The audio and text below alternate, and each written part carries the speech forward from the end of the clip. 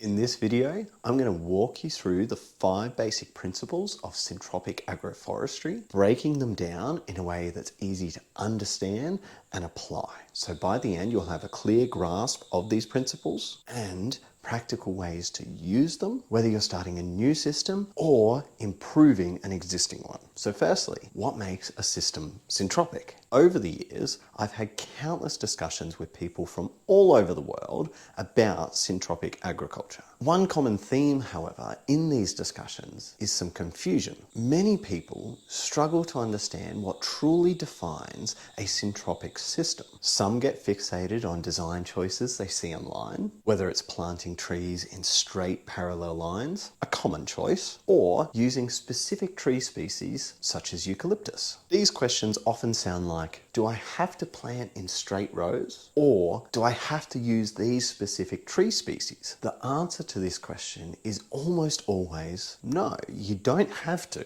Ultimately, what I encourage is principles over rules. Syntropic agroforestry is not a set of rigid rules designed by people. Rather, it is a method that mimics nature's systems and regenerative cycles. Now, while certain practices, like using eucalyptus in some systems, have proven to be highly effective, there are no universal musts. Instead of focusing on specific techniques and layouts, the most important thing to understand are the 5 basic principles of syntropic agroforestry and how to apply them to your specific context. But who am I to say all this? Well, my name is Rowan Summers, and for over half a decade, I have been studying and applying syntropic agriculture, working on a range of different projects focused on education, design, implementation, and management. Over the years, I have helped dozens of people start their own food forests or optimize an existing one. Now, let's dive in and explore how nature's systems can help us create resilient and regenerative landscapes. So, what are these 5 key principles?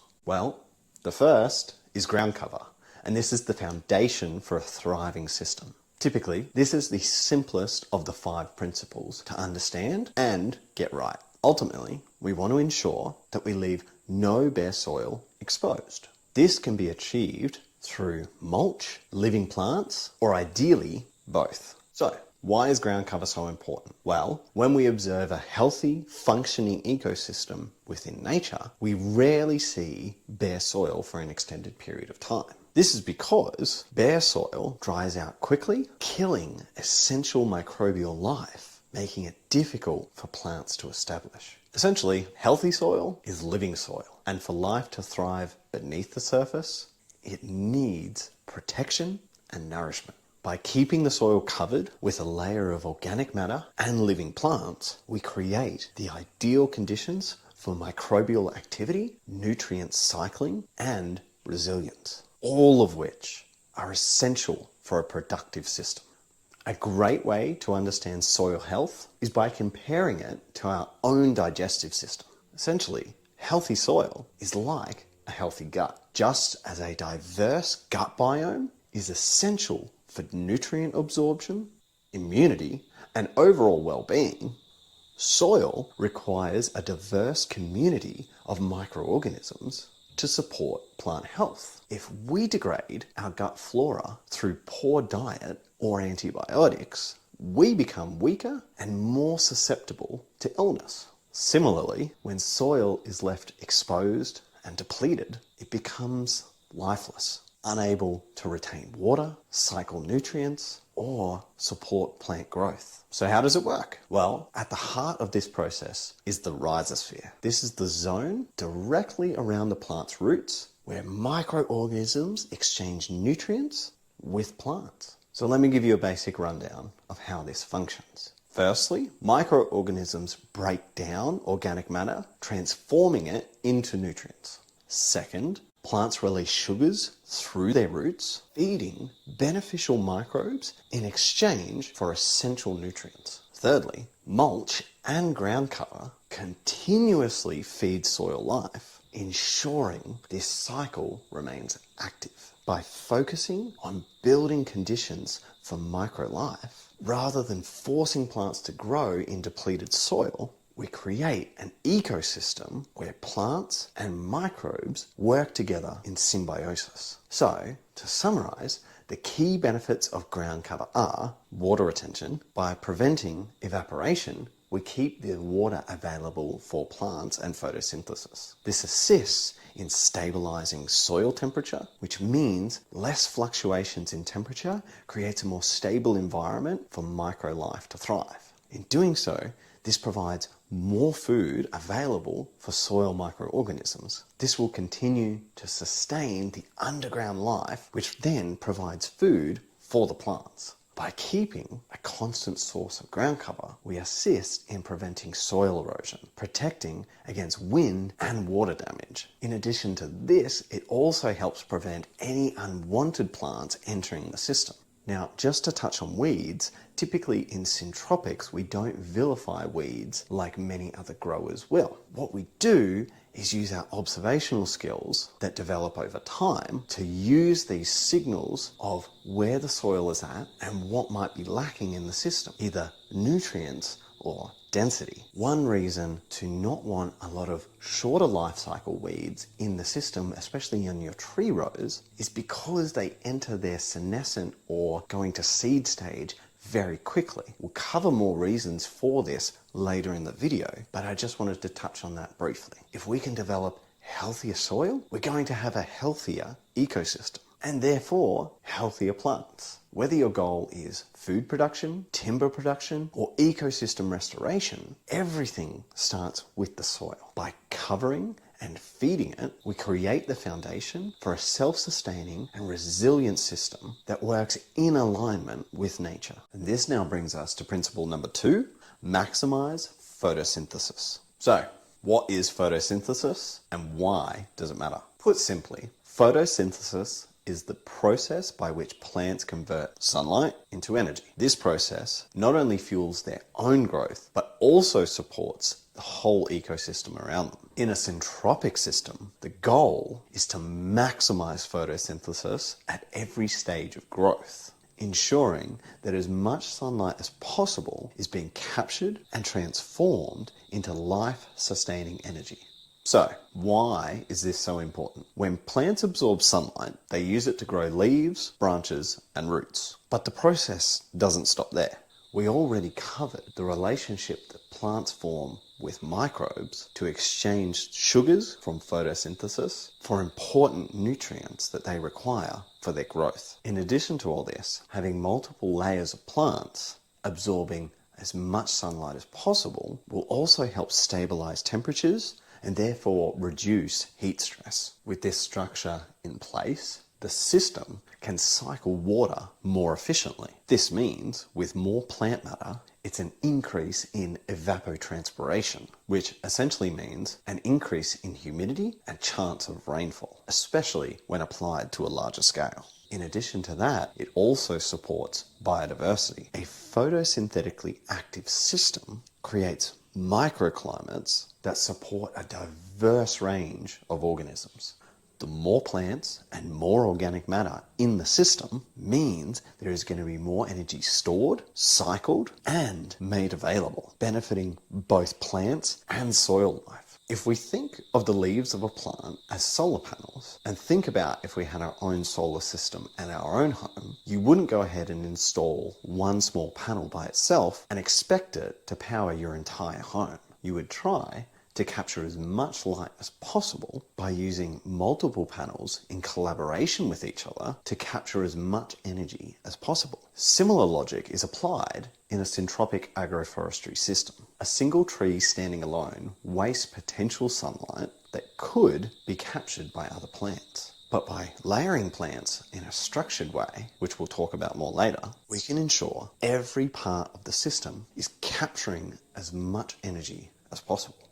So, how does this work? Well, the key to maximizing photosynthesis in a syntropic system is planting densely. In conventional agriculture, there are often many gaps in the system, whether that be horizontal gaps or vertical gaps. When these gaps are present, this leaves a large amount of sunlight wasted. In addition to this, with annual crops, when they're harvested, the soil can be left bare for up to months at a time. In a dense syntropic system, plants are typically packed in closely together. This enables every bit of sunlight to be absorbed into the system instead of hitting the ground. By planting more densely, we create an environment where, number one, more photosynthesis occurs. This means a greater number of plants actively absorb sunlight, turning it into biomass that feeds the system. Number two, soil is kept covered, which means less direct sunlight reaches the ground, reducing evaporation, preventing soil degradation, and keeping moisture locked in. Number three, a cooler, more stable microclimate forms. The combined shade of dense planting lowers overall temperature fluctuations, creating better conditions for plant and soil life. And number four is plants support each other. Instead of competing, plants help regulate the system, with taller species providing shade for those below and ground cover preventing moisture loss. By maximizing plant density, we create a closed loop system where sunlight is constantly being absorbed, stored, and cycled back into the ecosystem, just as we see in natural forests. Now that we've covered all that, let's just go over the key benefits of maximizing photosynthesis. The first is we increase soil fertility. More photosynthesis means more organic matter returned to the soil. This boosts plant growth. A system that efficiently captures sunlight leads to faster and healthier plant development. It also reduces water usage. By creating shade and increasing organic matter, the soil holds more moisture, meaning less reliance on irrigation, if at all. This also creates a self-sustaining system. The more energy captured, the more resources are available to keep the system thriving with minimal or no external inputs required whatsoever. At its core, maximizing photosynthesis is about optimizing sunlight capture to create a thriving, self-sustaining system. Instead of leaving energy unused, a well-designed syntropic system ensures that every plant contributes to a cycle of abundance. Maximizing photosynthesis isn't just about plant growth. It's about working with nature to regenerate life. Hey guys, if you are new to Syntropics and you're looking to set up your own system and need some help, or you're looking to optimize your existing system, then follow the link below, fill out the form, and I will personally reach out to you and see if you qualify for a free consultation that I'm currently offering. This brings us to principle number 3, stratification, or strata for short. Strata refers to a plant's light requirements at different stages of its life. It's often described of how plants occupy space within an ecosystem. However, a common misconception is that a plant's strata is determined by its size. But this isn't the case. In some cases, a small shrub can love to sit right on top as it may require full sun, while some trees that grow quite tall don't mind having a canopy above, as these are the conditions that they've adapted to. What truly defines a plant strata is the light requirements at any given time. To break it down simply, there are 4 basic categories of strata. The first is emergent and thrive in full sun, often not being suited to being overshadowed by something else. The next is high, still requiring a fair bit of light, but can tolerate some plants above it. The next is medium, which prefer to have a moderate canopy and receive filtered light. And lastly, the bottom layer is low. These flourish under a full canopy, often not receiving direct sunlight for long periods of time. However, the concept of strata is dynamic when it comes to plant development. Take an avocado tree, for example. At a mature state, it is classified in the high strata range. But in the first year or so after it germinates, it's considered low strata.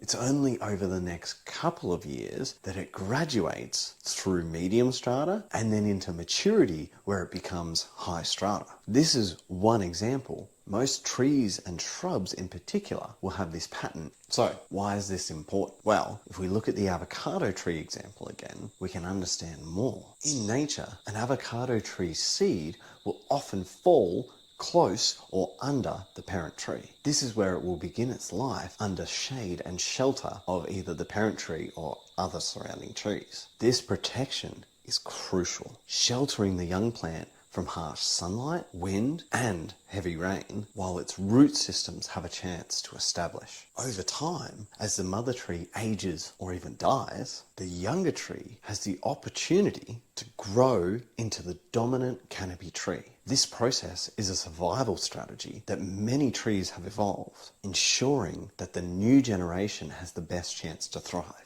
Understanding strata is essential for designing resilient plant systems. In early stages, before large trees have established, there are typically fewer options for low strata plants. However, as the system matures, shade-loving species such as coffee, cacao, comfrey, turmeric, ginger, and many more can be introduced to fill that niche. So you might be thinking, well, how do I identify a plant's strata? With literally thousands of plant species, determining their strata classification can seem like a daunting process. However, there are simple ways to get started. Number one, observe the plant's natural habitat. If you can find where they typically grow in the wild or research online, you'll get a much better idea of where they might fit in. Even if you can get a rough idea, this will help dramatically in placing it in your system. Eucalyptus, or most varieties, for example, are typically emergent. When growing in crowded conditions, they'll develop tall, narrow trunks with sparse foliage as they stretch towards the sunlight. Another example is citrus trees, which are generally classified as medium strata, often thriving under a forest canopy rather than sitting in direct, open sunlight. While citrus can survive in full sun, without the use of external inputs, such as fertilizers and potential pest control, they often struggle, suggesting they naturally prefer some degree of shade. My second suggestion is to experiment within your own system. As you plant and manage your own food forest, you'll start to notice how certain plants respond to their environment. Do they reach for more light? Do they grow better in shaded conditions? Over time, you'll start to develop an intuitive understanding of plant strata. The third way, and one of the most helpful ways that I have personally found, is to learn from others. Having access to a community has been one of the most helpful aspects for my journey in gaining access to knowledge without having to make the mistakes myself. Experienced growers can offer you insight into what works best for them in particular conditions, saving you time and trial and error. Speaking of community, I have set up a completely free Discord. The link is in the description. So if you're looking to connect with other growers all around the world, then please go and check it out. To wrap it up, stratification is a dynamic and an essential principle within syntropics. By recognizing that different plants transition through different stages as they grow and understanding their natural preferences, we can create ecosystems that are more self-sustaining, productive, and resilient. Instead of forcing plants into unnatural conditions that require constant external inputs,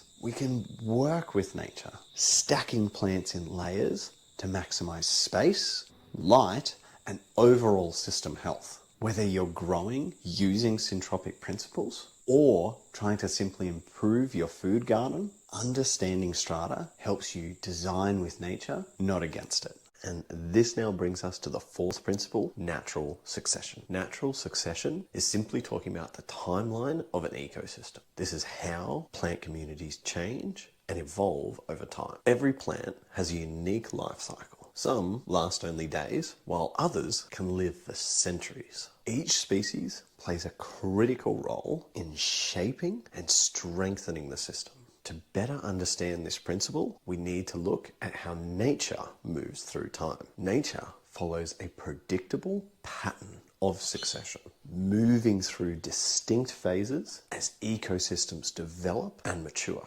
On a site where a damaging disturbance has occurred through fire, flood, or sometimes human activity, we will typically start with bare soil and some colonizing species. These will be nature's first responders, which are typically hardy, fast-growing plants like grasses, weeds, and nitrogen-fixing species. These plants establish quickly, protecting the soil, accumulating organic matter, and beginning the nutrient cycle. The next stage typically is early successional growth. This will include shrubs, small trees and herbaceous plants that start to take root. This further establishes the environment, enriching the soil in the process. At this stage, biodiversity increases and more complex plant interactions can begin. We then move on to mid-succession. This is where larger trees begin to dominate, forming a developing canopy. These trees create microclimates, influencing moisture retention and shading out the more aggressive colonizing species. We then typically move on to a mature ecosystem. This happens over time, and the system stabilizes into a self-sustaining, complex ecosystem with a diverse mix of plant species, fungi, and microorganisms. This is where forests, woodlands, and other long-term environments reach a balanced state. In many cases, succession can take decades, if not centuries. In syntropic farming, however, it is our role as humans to speed up this process by strategically selecting and managing plant species. There are 3 main steps that I recommend for this. The first is to start with local and fast-growing species. The best way to jumpstart succession is to use native or vigorous growing species that naturally thrive in the area. These plants establish quickly, protecting the soil and capturing energy for the system. The second is to multiply and cycle plants for nutrient accumulation. Instead of relying on external inputs, chop, drop, and organized techniques are used to return organic matter to the soil. This builds fertility over time, ensuring that nutrients and water remain within the system. Ground cover species also play a crucial role in preventing erosion,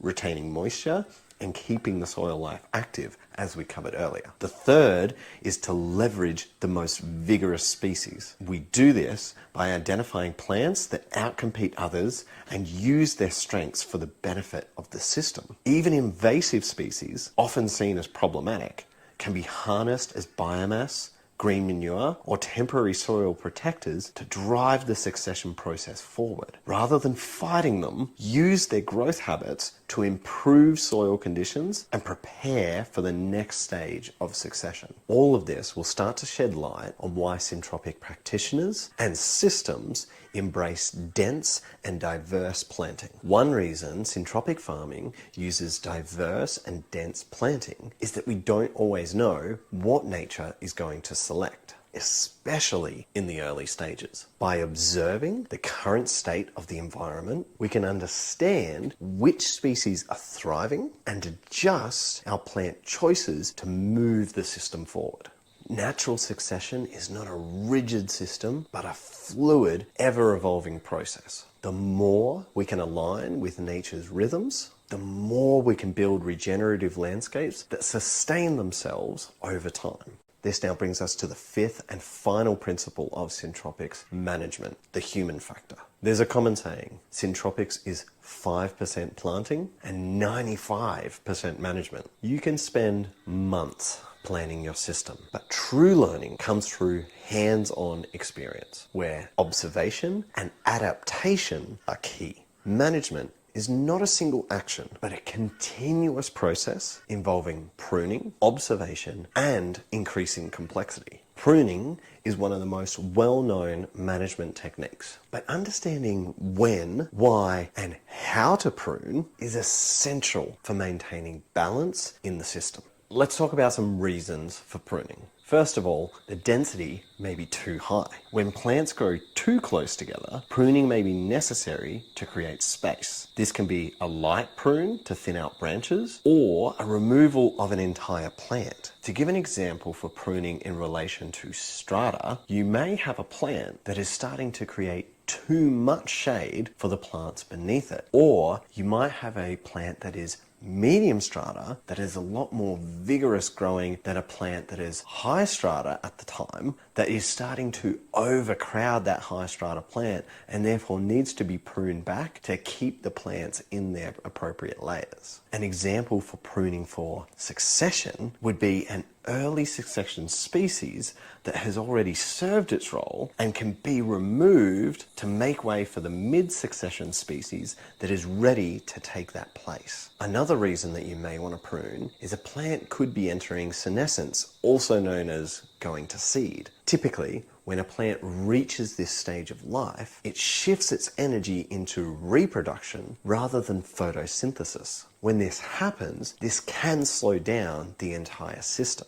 If you're not wanting to harvest the seeds or the fruits from this particular plant, then pruning it at this stage could be a good idea. This will create more biomass, but in addition to this, pruning will release a growth hormone called gibberellic acid. This growth hormone stimulates root and stem growth, increases photosynthesis, and creates a microclimate cooling effect. This benefits both the prune plant and the surrounding plants. For example, if a large portion of the system enters senescence all at once, the lack of photosynthesis can reduce water cycling and slow down the ecosystem. Strategic pruning keeps the system active. Another reason to prune is you may want to allow more light for targeted species. If a plant requiring more sun at that time of year reaches maturity, nearby species may need to be pruned to open up the canopy to allow more light. For example, if you're growing citrus, ensuring they get enough sunlight at the right time is key. Before or in early autumn, pruning overhead trees allows more light, helping trigger flowering and fruit production. If deciduous trees are part of the system, they naturally shed leaves at the right time, providing mulch while letting in more light. The fourth common reason that I see for pruning is timing and seasonal considerations. Knowing when to prune for your climate is crucial. For instance, before frost-prone seasons, leaving more canopy can provide insulation. Or before the rainy season, heavier pruning can stimulate a growth pulse and take advantage of increased water availability. If you want to plant annual crops, a heavy prune may be needed to create enough sunlight and energy for their growth. The final common reason that I see for pruning is what I refer to as a hard reset. This allows us to start at a higher level of complexity than when we originally began. This hard reset is a more advanced pruning technique where an entire section of an established system is felled and mulched. This allows succession to restart with increased fertility. This usually happens years after an initial planting, when a system has matured and reached its next evolutionary stage. It also mimics nature's cycles, where forests regenerate after natural disturbances like storms or wildfires, but in a controlled and intentional way. The reset boosts soil organic matter, recycles nutrients, and allows for a new wave of succession. Now that we've covered pruning, let's talk about observation. Developing strong observational skills is fundamental to good management. As mentioned in natural succession, nature provides clues about what is working and what needs adjustment. For instance, certain plants will give us indications about soil conditions, water availability, and ecosystem health. We can also observe growing patterns. We can look at which species are thriving, which species are struggling, and what microclimates are forming. Having adaptive strategies in place can be recommended when plants don't behave as we expect them to. Observing and adjusting can ensure that we work with nature instead of against it.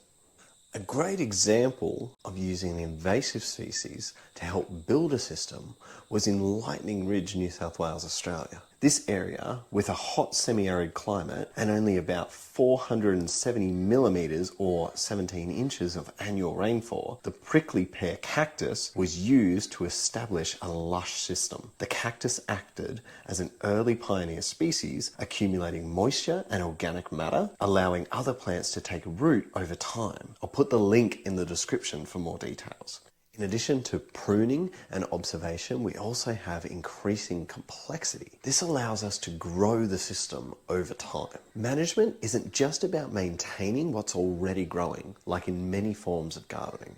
It's about constantly adding new layers of biodiversity. This can be done in two main ways. The first is adding new species in the form of seeds. Introducing new species increases resilience, fertility, and ecosystem services. It can also overlap with observation, as many higher succession species may not germinate in poor conditions. The second way is planting new species in sync with pruning cycles. Typically speaking, new seedlings should only be introduced during heavy pruning cycles or hard resets. This ensures that they integrate correctly with the system's energy cycles. So to quickly recap, seeds versus seedlings. Seeds can be introduced at any time and will germinate when the conditions are right. This means we can add seeds progressively and leave the rest up to nature. Seedlings, however, should be planted after a pruning cycle. If they're planted at the wrong time, they may remain dormant for months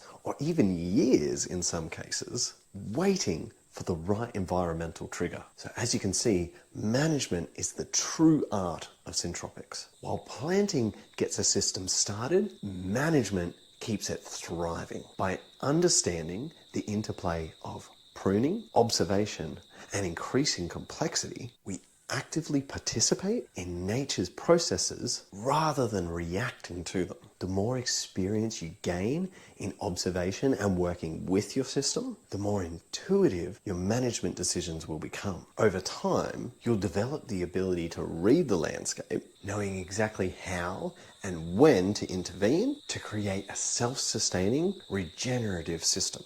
My wish is that this video has provided you with some insight into the power of syntropic agroforestry. In the many cases where syntropic agroforestry has been implemented correctly, we've seen a dramatic reduction in water use, up to 80 to 100% in many cases. I have personally seen several systems that either right from the beginning or a few years in have removed the need for irrigation altogether. This includes extremely dry environments or regions that have gone through prolonged droughts. And so how is this achieved? By applying all 5 principles effectively, we mimic nature's strategies, increasing fertility, diversity, and resilience. This creates a self-sustaining ecosystem capable of producing food, timber, and other resources while restoring degraded landscapes. The most powerful example of this is the farm of Ernst Götsch,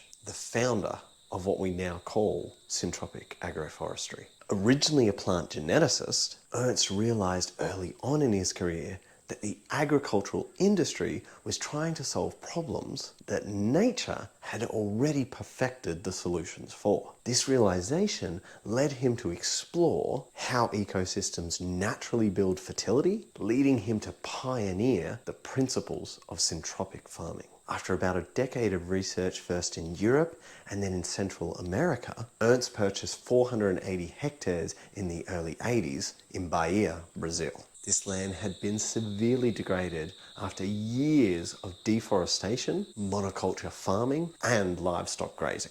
The soil had been completely exhausted.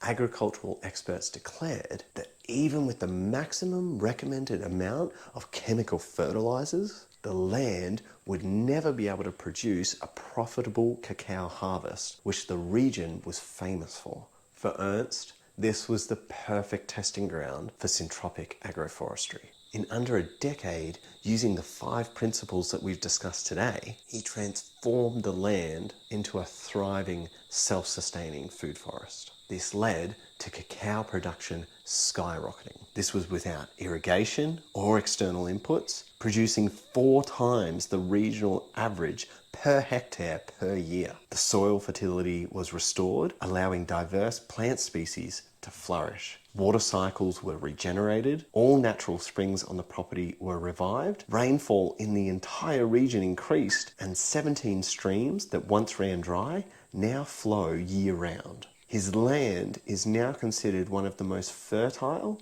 and biodiverse parts of the Atlantic rainforest. So we've now covered the 5 foundational principles of syntropic agroforestry. To recap, they are ground cover. This is protecting and feeding the soil using living plants and mulch. Second is maximizing photosynthesis, which is capturing as much sunlight as possible to drive the system forward. Third is stratification, understanding the light requirements of different plants. The fourth is natural succession, working with nature's timeline of plant evolution. And of course, the fifth, the human factor, is management with pruning, observation, and increasing complexity. These principles are just the starting point. Syntropic agroforestry is an ongoing learning process, but my hope is that this video has provided you with a solid foundation to begin making informed decisions for your own system. By working with nature rather than against it, we can create abundant, regenerative landscapes and ecosystems that sustain both people and the planet. Hey guys, congratulations for making it to the end of the video. Thank you so much for watching. Our aim here at Syntropic School is to provide the best free, high quality content for Syntropic agroforestry. So stay tuned for more videos to come.